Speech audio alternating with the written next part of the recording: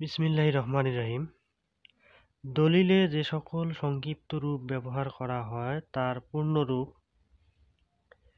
Ping এর পূর্ণরূপ হচ্ছে পিতা, জং এর পূর্ণরূপ হচ্ছে স্বামী, গং এর পূর্ণরূপ হচ্ছে সকল, সাং এর পূর্ণরূপ হচ্ছে ঠিকানা, দং এর পূর্ণরূপ হচ্ছে দখল, মং এর পূর্ণরূপ হচ্ছে মোকাম, জ এর পূর্ণরূপ হচ্ছে জমা, কি এর পূর্ণরূপ হচ্ছে কিস্তি, কিত্তা এর পূর্ণরূপ হচ্ছে জমির অংশ, তম এর পূর্ণরূপ হচ্ছে বন্ধকনামা, বিতং এর পূর্ণরূপ হচ্ছে বিস্তারিত, খারিজ এর পূর্ণরূপ হচ্ছে বাতিল, এজমালি এর পূর্ণরূপ হচ্ছে যৌথ মালিকানা, সোলেনামা এর পূর্ণরূপ হচ্ছে আপোস।